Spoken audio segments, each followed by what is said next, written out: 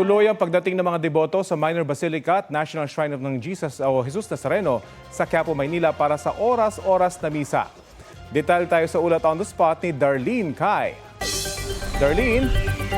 Rafi, kauumpisa pa lang ng 11 a.m. na Fiesta Mass dito sa simbahan ng Quiapo sa Minor Basilica and National Shrine of Jesus Nazarene. Pero wala pong humpay ang pagdating ng libu-libong deboto dito sa Quiapo. Punong-puno ang loob ng simbahan, pati yung labas ng simbahan dito sa Plaza Miranda at mga kalapit na kalye at kalsada.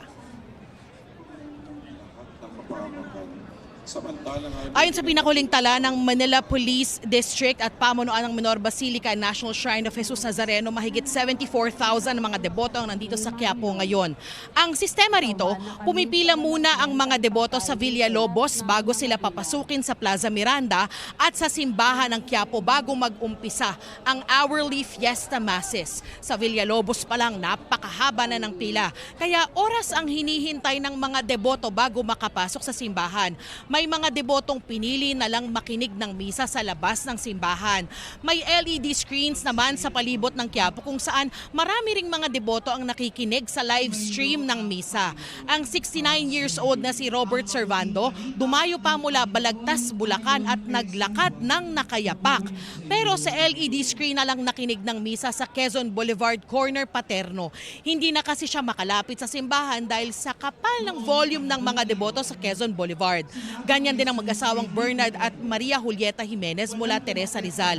Dala ang maliit na replika ng poong Jesus Nazareno. Sa gilid ng simbahan na lang sila nagsimba at nakinig ng misa dahil nga mahaba yung pila papasok sa Quiapo Church. Pero kahit napakarami ng tao ay mahigpit ang seguridad na ipinatutupad ng mga otoridad.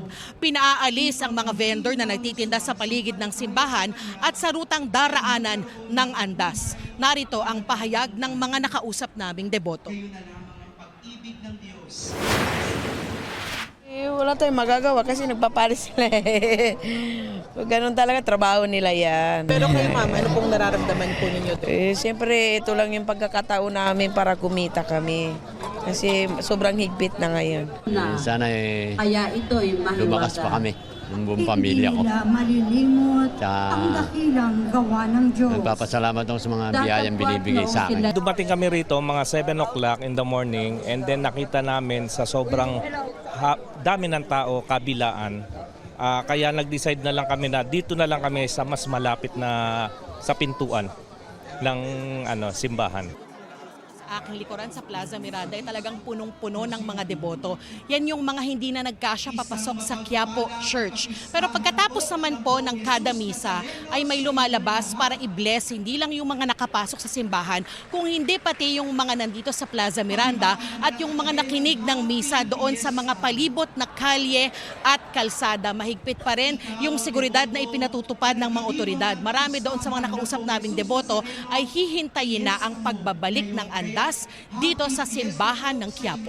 Yan ang latest mula rito sa Quiapo, Maynila. Balik sa iyo, Rafi. Maraming salamat sa iyo, Darlene Kai.